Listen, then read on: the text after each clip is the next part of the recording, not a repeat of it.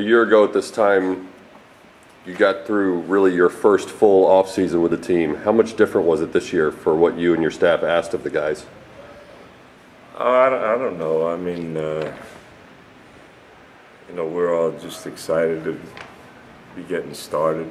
I was gonna miss Nick and Shawn. It's kind of strange, going to a workout without those guys participating, even though, we got Shawn, in graduate school, which is kind of neat, and he's going to be one of our coaches. But you can see a difference.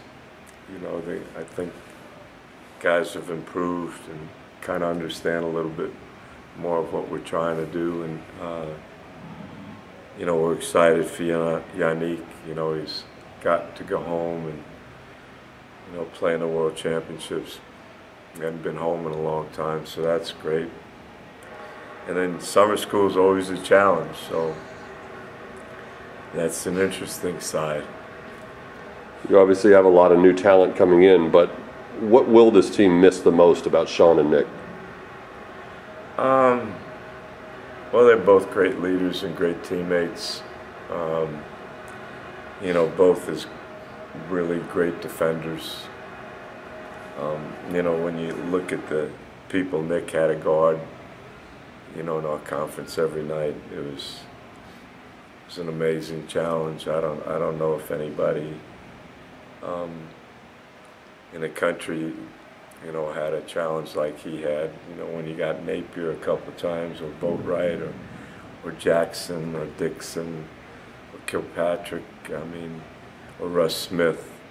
Every single night you're playing against a really quality player. And then Shawn is just so smart, defensively, and he had some key matchups. So to replace those guys on the defensive end it's going to be a challenge, but we have a good group. I think our young kids have gotten better. They've had a great summer so far, so I think we're all pretty excited.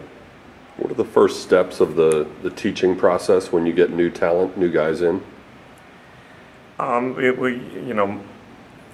We have great coaches around here, so I think to make them accept coaching and not look at it as criticism is always a huge step. And then, the kids that have been here, the fact that they've been around us for 2 or 3 years, some of them, I think that'll help, the young guys or the new guys make an adjustment.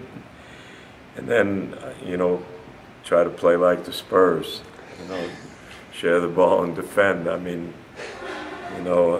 We all, everybody loved Miami, and they certainly have had a great run, but I think from a coaching perspective, when you can point out why the Spurs won, great teamwork, great defense, it's a pretty good way to, make a point with your kids.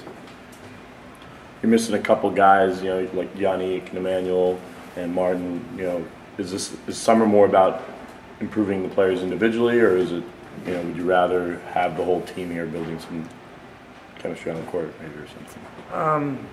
I don't know. Emmanuel's situation is he's coming in August, and I'm fine with that. He's played so much. He has pretty darn good background. As Ray Forssett's an unbelievable coach, I think. Yannick, I can't imagine him passing up this opportunity to play on your national team against the best players in the world.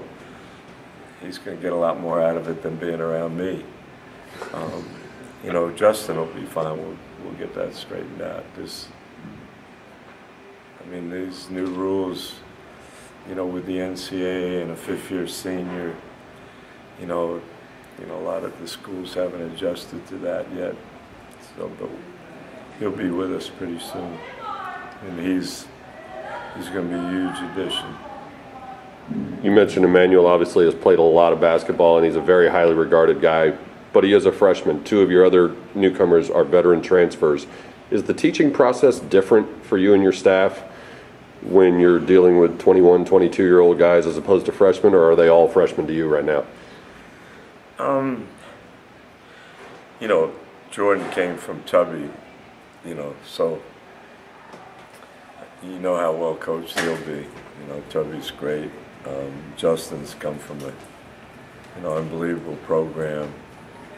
So I think the values of Texas Tech and Xavier will be pretty much the same values we have. Again, with Emmanuel, kids aren't freshmen anymore in terms of the number of games they play and the exposure. And I watched Emmanuel play. He is a freshman. There's going to be an adjustment period, but he's going to be playing around some quality kids. And I think that'll help, his adjustment. And then the fact that he played for a great high school coach who, that program played against really quality teams. He'll be fine. Is there anyone who came back in just unreal shape and has really impressed you, just the way they came back ready to go? I mean, they've all been great. They all are excited. It's hard after you lose your last game, but, if you're smart about it, you just realize, one, how fortunate we were to play 5 quality games after our season ended. And that certainly helps your progress. And then, getting a little taste of what tournament basketball is like, the excitement it brings, I think it's going to motivate these kids. Our schedule is great. When you go on the road against Gonzaga, Michigan, and Indiana, aside from your conference, that's pretty special. And then you're playing against defending national champs, which is, challenging. And now we're going to have a new building for a whole year instead of, an abbreviated home schedule. So that's terrific. You've talked about how some of the coaches who have worked with you or played for you often reach out and talk to you about different things. Did Kevin Ollie call you about the NBA jobs he was linked to? No, we didn't. I talked to Kevin a lot, but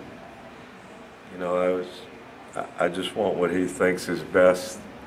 Can't imagine, I know how he feels about his kids and the tradition they have at that school. He's always going to be in demand because he's a great coach. But, I'm happy he's happy. That's the only thing that really matters. And, I tried to tell him to go to Connecticut in the first place, and I feel pretty good about that.